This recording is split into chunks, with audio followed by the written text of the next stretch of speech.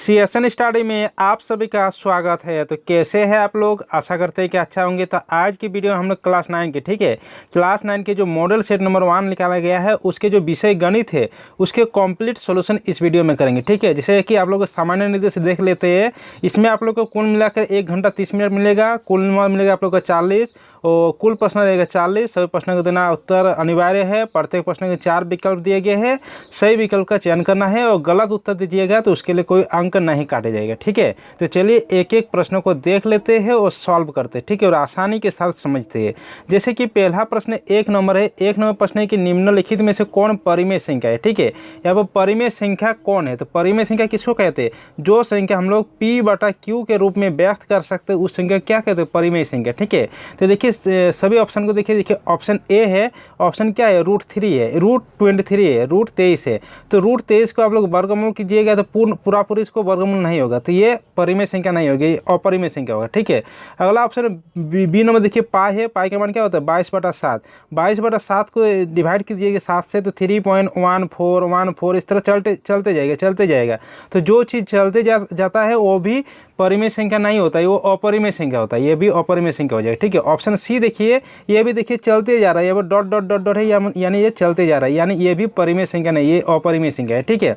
अगला ऑप्शन देखिए, option D देखिए। ऑप्शन डी क्या है? √225। √225 कितना होता है? 15 225, तो 15 और नीचे कितना? कुछ नहीं, यानी 1, यानी इसको P/Q के रूप में व्यक्त कर सकते हैं, यानी क्या परिमेय संख्या है। तो परिमेय संख्या क्या हो जाएगा? ऑप्शन डी यानी सही उत्तर है, ठीक है।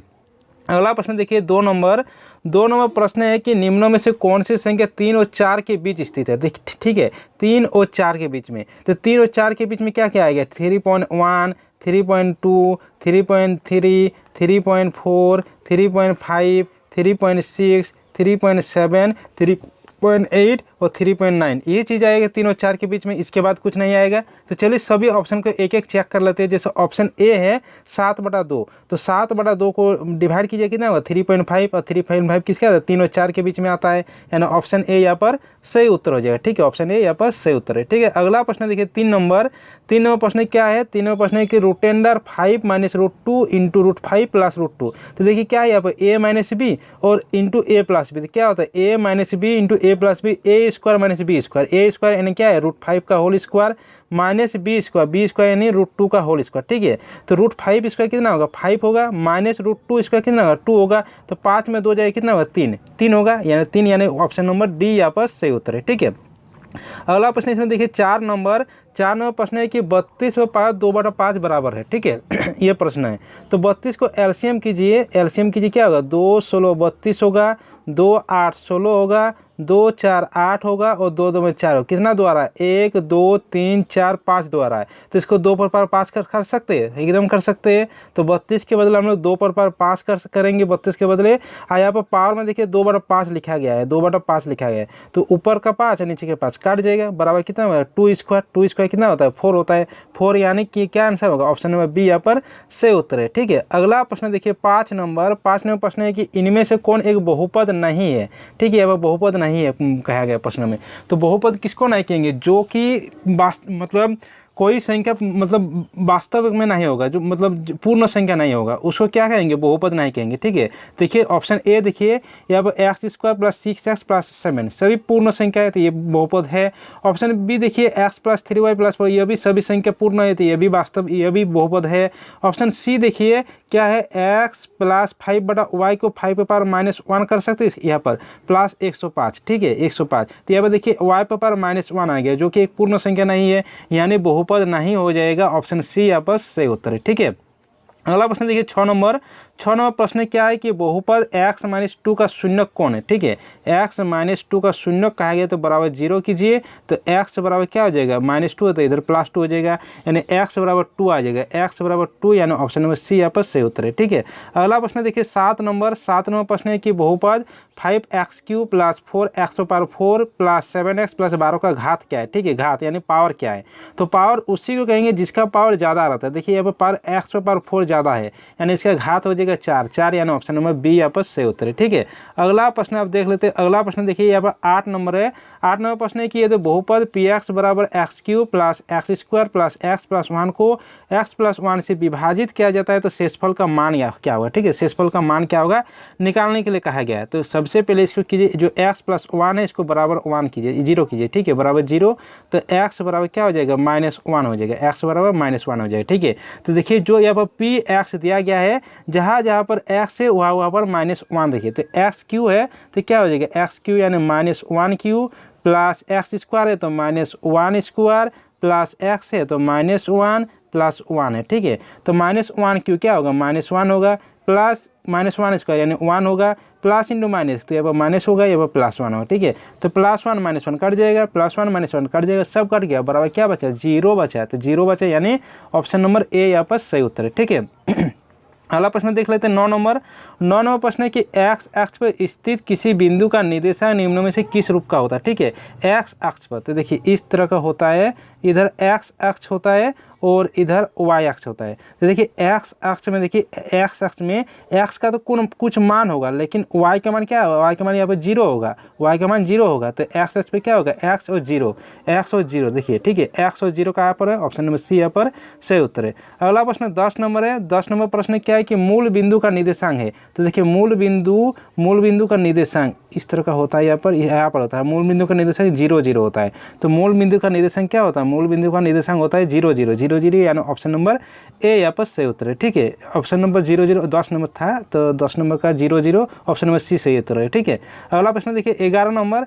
11 नंबर देखिए कि बिंदु 0 -7 कार्तीय तल में कहाँ स्थित है। ठीक है, कि कार्तीय तल में कहाँ स्थित है, 0 और -7। तो देखिए जो निर्देशांक होता है, इधर एक्स अक्ष होता है, इधर प्लस एक्स का मान होता है, इधर एक्स डैश होता है, मतलब एक्स का ही मान होता है माइनस में, इधर वाई अक्ष होता है, वाई का मान इधर प्लस होता है, नीचे वाई का मान माइनस में होता है। ठीक है, तो यहाँ पर देखिए निर्देशांक क्या दिया गया, 0 -7, 0 यानी एक्स का मान 0 और वाई का मान 7। ठीक है, एक्स का मान 0 और वाई का मान कहाँ है, 7 यहाँ पर मान लेते हैं, यहाँ पर आ रहा है 0 और -7। तो यहाँ पर कहाँ पर आ रहा है, वाई अक्ष पर आ रहा है। ठीक है, वाई अक्ष में, तो वाई अक्ष यानी ऑप्शन नंबर डी यहाँ पर सही उत्तर है। ठीक है, अगला प्रश्न देखिए 12 नंबर प्रश्न। देखिए 12 नंबर प्रश्न क्या है कि यदि x बराबर 1 और y बराबर 2 रैखिक समीकरण 3x + 2y बराबर k है तो k का मान ज्ञात कीजिए। तो केवल x और y का मान बिठा दीजिए। तो 3 × x, x का मान कितना है 1 प्लस 2 × y, y का मान कितना है, y का मान 2 है, बराबर k है। अब सॉल्व कीजिए इसको,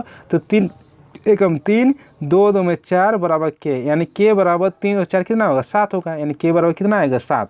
k बराबर 7 यहाँ पर कौन सा ऑप्शन में है, k बराबर 7 यानी ऑप्शन नंबर ए यहाँ पर सही उत्तर है। ठीक है, अगला प्रश्न 13 नंबर देखिए। 13 नंबर प्रश्न क्या है कि एक्स अक्ष का समीकरण क्या है। एक्स अक्ष का समीकरण यहाँ पर पूछा गया है 13 नंबर में। ठीक है, एक्स अक्ष का समीकरण, तो देखिए एक्स अक्ष का समीकरण में क्या होगा, यहाँ पर एक्स का तो कुछ मान निकलेगा, लेकिन वाई का मान 0 होगा। ठीक है, वाई का मान 0 होगा, वाई का मान 0 होगा, यानी ऑप्शन नंबर बी यहाँ पर सही उत्तर है। ठीक है, अगला प्रश्न देखिए यहाँ पर 14 नंबर है। 14 नंबर प्रश्न क्या है, 14 नंबर प्रश्न है कि रैखिक समीकरण 2x + y बराबर 5 का हल कीजिए। तो सभी ऑप्शन में x और y का मान दिया गया है, तो x और y का मान को इसमें बिठाइए, जिसमें 5 आएगा वही वाला ऑप्शन सही होगा। सबसे पहले ऑप्शन ए देख लेते हैं, x का मान 2 रखिए, y का मान 2 रखिए। तो 2 × x का मान 2 प्लस y का मान 2, तो कितना आ रहा है, 2 2 में 4 प्लस 2, तो 6 आ जा रहा है, 5 नहीं आ रहा है, यानी ऑप्शन ए नहीं सही उत्तर होगा। ऑप्शन बी देखिए, x का मान 1 रखिए, 2 × 1 और y का मान रखिए 2। ठीक है, तो 2 और 2 यहाँ पर 4 आ रहा है, यानी ये भी सही नहीं है। ऑप्शन सी देखिए, x का मान 2 और y का मान 1, तो 2 × x का मान 2 प्लस यहाँ पर y है प्लस 1, तो 2 2 में 4 प्लस 1 बराबर 5 आ रहा है, 5 आ रहा है, यहाँ पर भी 5 है, यानी ऑप्शन नंबर सी यहाँ पर सही उत्तर है। ठीक है, ऑप्शन सी यहाँ पर सही उत्तर है। अब अगला प्रश्न देख लेते हैं 15 नंबर। 15 नंबर प्रश्न है कि यूक्लिड का कथन कि सभी समीकरण एक दूसरे के बराबर होते हैं निम्न रूप में दिया गया। ठीक है, कौन से रूप में दिया गया है, तो ये एक अभिधारणा कहा जाता है। ठीक है, यानी ऑप्शन नंबर डी यहाँ पर सही उत्तर है। अगला प्रश्न 16 नंबर है। 16 नंबर प्रश्न है कि एक दिए हुए बिंदु से होकर कितनी रेखाएं खींचे जा सकते हैं। ठीक है, एक दिए है बिंदु से, देखिए मान लेते कि एक बिंदु है, इसमें कितना रेखा आप खींच सकते हैं, इसमें कितना रेखा खींच सकते हैं आप, बहुत सारा रेखा खींच सकते हैं, अनंत, गिन नहीं सकते इतना रेखा खींच सकते हैं। ठीक है, तो क्या हो जाएगा, अनंत, अनंत यानी ऑप्शन नंबर सी यहाँ पर सही उत्तर है। ठीक है, अगला प्रश्न यहाँ पर 17 नंबर है।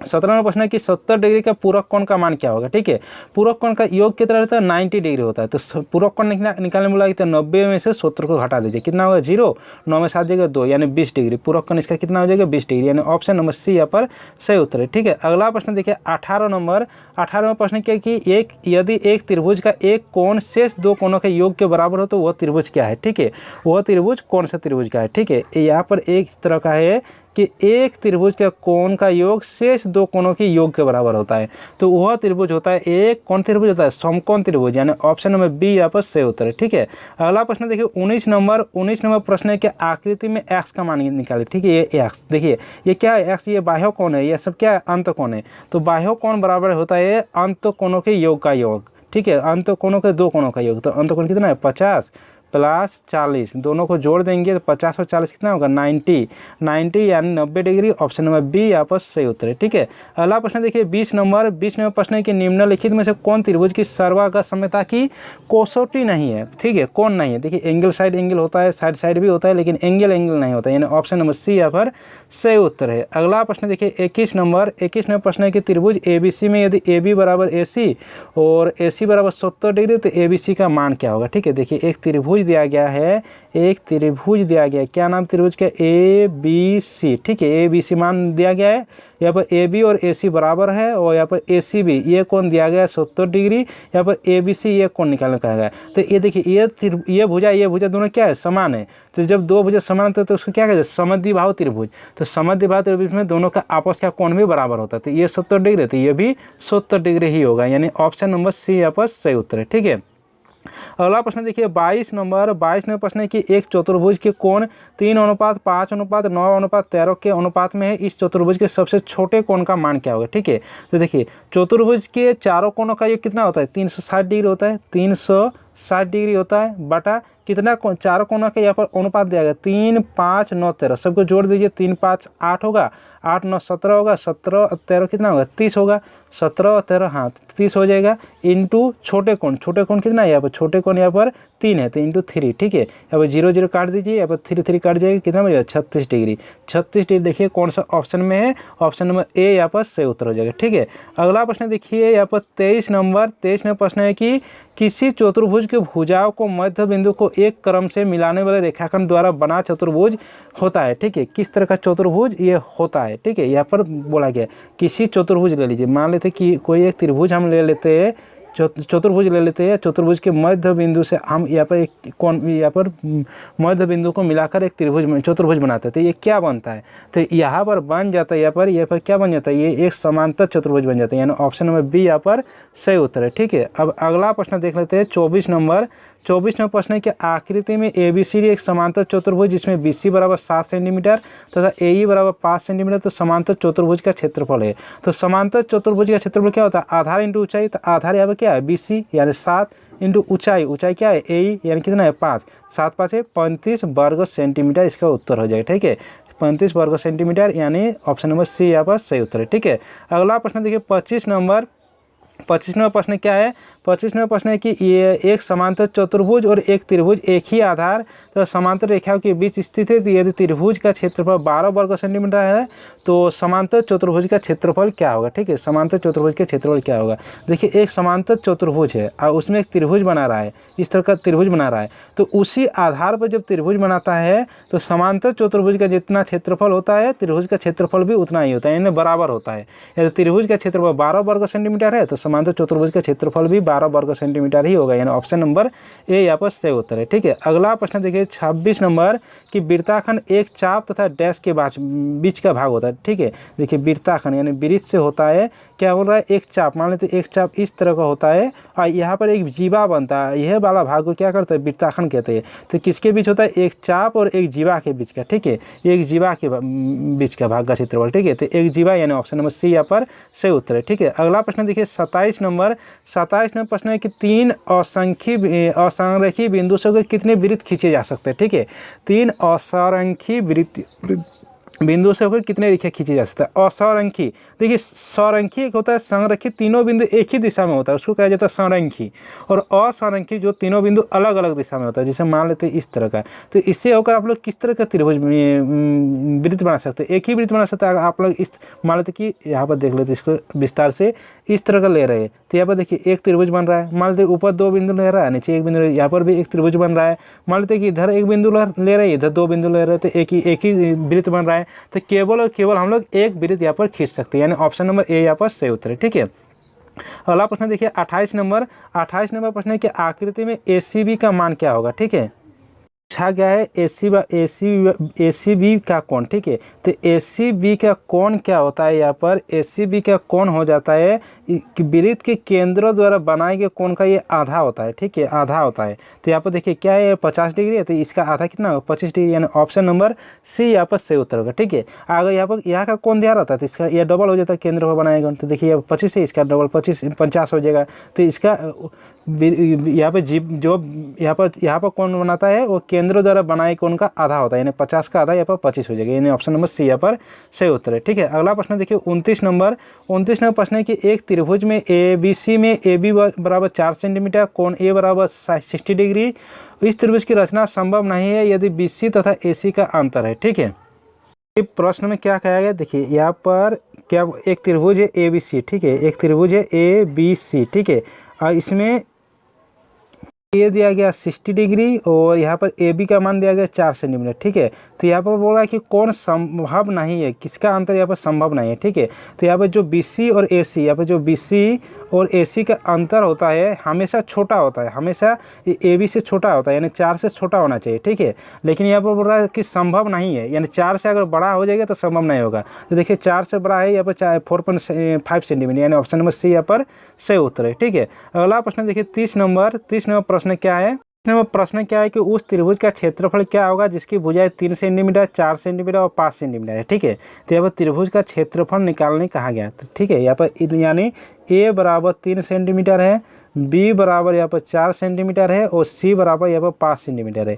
तो सबसे पहले यहाँ पर S निकाल लीजिए। तो S बराबर क्या फॉर्मूला होता है, S बराबर A plus B plus C बटा 2 होता है। तो A कितना है 3 है, B कितना है 4 है, C कितना है 5 है, बटा 2 होता है। सभी को जोड़ दीजिए, 3 4 7 7 5 12, तो 12 बटा 2 कितना होगा 6 होगा, यानी S बराबर 6 सेंटीमीटर निकल जाए। ठीक है, यहाँ पर याद रखिए S बराबर 6 सेंटीमीटर मेरा निकला, S बराबर 6।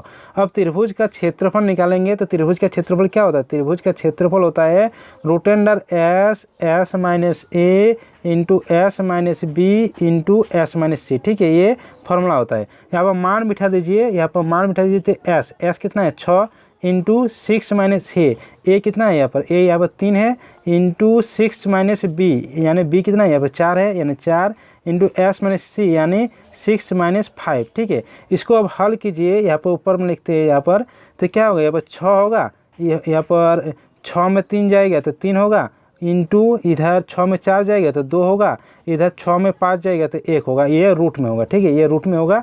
इसको देखिए 6 3 2 1, 6 3 2 1 क्या आया था, 6 6 3 2 1 ये आया था। इसको अब आगे हल कीजिए, तो 6 का आप लोग 3 इंटू 2 कर सकते हैं, यहाँ पर जो 3 है तो 3 को 3 और 2 को 2 कर सकते हैं। और वर्गमूल क्या होता है, 2 गो में 1 गो होता है, यानी 2 3 में 1 3 हो जाएगा, और 2 गो 2 में 1 2 हो जाएगा, यानी 3 में 6, यानी 6 वर्ग सेंटीमीटर क्षेत्रफल इसका निकल जाएगा, 6 वर्ग सेंटीमीटर, यानी ऑप्शन नंबर सी यहाँ पर सही उत्तर है। ठीक है, अगला प्रश्न देखिए 31 नंबर प्रश्न क्या है कि उस समबाहु त्रिभुज का क्षेत्रफल क्या होगा जिसकी प्रत्येक भुजा 6 सेंटीमीटर है। तो समबाहु त्रिभुज का क्षेत्रफल क्या होता है, √3/4 इंटू भुजा स्क्वायर, भुजा कितना है 6, तो 6 इंटू 6। ठीक है, तो वो काटे 2 2 में 4, 2 3 6, यहाँ पर 2 3 6, यहाँ पर 3 3 9, तो 9 √3 वर्ग सेंटीमीटर, 9 √3 वर्ग सेंटीमीटर, यानी ऑप्शन नंबर ए यहाँ पर सही उत्तर है। ठीक है, अगला प्रश्न देखिए 32 नंबर प्रश्न है कि R त्रिज्या वाले एक गोला का आयतन क्या होता है। तो गोला का आयतन क्या होता है, 4/3 पाई r3, 4/3 पाई r3, यानी ऑप्शन नंबर डी यहाँ पर सही उत्तर है। ठीक है, अगला प्रश्न देखिए 33 नंबर प्रश्न है कि R त्रिज्या तथा H ऊंचाई वाले बेलन का कुल पृष्ठ क्षेत्रफल निम्न में से क्या होगा। देखिए बेलन का आकार इस तरह का होता है, बेलन इस तरह का आकार होता है बेलन। तो बेलन का कुल पृष्ठ देखिए, बेलन का वक्र पृष्ठ क्षेत्रफल ये वाला एरिया होता है, ये वाला। अब वक्र पृष्ठ क्षेत्रफल होता है तो 2 पाई आर एच होता है, 2 पाई आर एच होता है। लेकिन यहाँ पर कहा गया कुल पृष्ठ क्षेत्रफल, तो कुल पृष्ठ क्षेत्रफल ये दो वृत्त भी जुड़ जाएगी, यहाँ पर एक वृत्त, यहाँ पर एक वृत्त, और वृत्त का क्षेत्रफल क्या होता है पाई आर स्क्वायर, और दो वृत्त यानी 2 पाई आर स्क्वायर, यानी 2 pi R H plus 2 pi R square, इसका आंसर हो जाएगा। यानी ऑप्शन नंबर सी यहाँ पर सही उत्तर है। ठीक है, देखिए यहाँ पर अगला प्रश्न है यहाँ पर 34 नंबर प्रश्न क्या है कि एक घन का आयतन 512 घन सेंटीमीटर है, तो घन का कुल पृष्ठ क्षेत्रफल क्या होगा। ठीक है, देखिए घन का आयतन क्या होता है भुजा क्यू बराबर यहाँ पर 512 है, तो यहाँ पर इसको कीजिए तो ए क्यू बराबर 512 का 8 क्यू कर सकते हैं, तो यहाँ पर क्यू कट गया यानी ए बराबर 8 आ गया। ठीक है, यहाँ पर निकालने बोला कि घन का कुल पृष्ठ क्षेत्रफल, तो घन का कुल पृष्ठ क्षेत्रफल बोलते हैं 6 इंटू भुजा स्क्वायर, तो 6 इंटू भुजा कितना है यहाँ पर 8। ठीक है, 8 स्क्वायर, तो 6 इंटू 64। ठीक है, 64 और 6 को गुना कीजिएगा तो कितना होगा 384 वर्ग सेंटीमीटर, यानी ऑप्शन नंबर बी यहाँ पर सही उत्तर है। ठीक है, अगला प्रश्न देखिए 35 नंबर प्रश्न क्या है कि एक शंकु की तिर्यक ऊंचाई 10 सेंटीमीटर दिया गया है, आधार की त्रिज्या 7 सेंटीमीटर है, शंकु का वक्र पृष्ठ क्षेत्रफल, तो शंकु का वक्र पृष्ठ क्षेत्रफल क्या होता है पाई आर एल। ठीक है, तो पाई का मान 22/7 इंटू आर यहाँ पर 7 है, इंटू एल है यहाँ पर 10। ठीक है, 7 कट जाएगा, यहाँ 22 गुना 10 कितना होगा 220 वर्ग सेंटीमीटर, यानी ऑप्शन नंबर डी यहाँ पर सही उत्तर है। ठीक है, अगला प्रश्न देखिए 36 नंबर प्रश्न है कि प्रथम 5 प्राकृतिक संख्याओं के माध्य होगा। ठीक है, प्रथम 5 प्राकृतिक संख्या 1 होगा, 2 होगा, 3 होगा, 4 होगा, 5 होगा। कितना संख्या है 5, तो 5 से डिवाइड कीजिए, सबके जोड़ दीजिए, 2 1 3 3 3 6 6 4 10 10 5 15, तो यानी 15/5 15/5 यानी 5 3 15, यानी 3, इसका 3 उत्तर माध्य हो जाएगा। ठीक है, 3 यानी ऑप्शन नंबर बी यहाँ पर सही उत्तर है। ठीक है, अगला प्रश्न देखिए यहाँ पर 37 नंबर प्रश्न है कि यहाँ पर दिया गया ये वाला, यहाँ पर बोल रहा है कि 5 की बारंबारता क्या है। ठीक है, यानी 5 कितना बार आ रहा है। ठीक है, तो यहाँ पर 5 कितना बार आ रहा है उसको गिन के लिख दीजिए, यहाँ पर 5 कितना बार आ रहा है,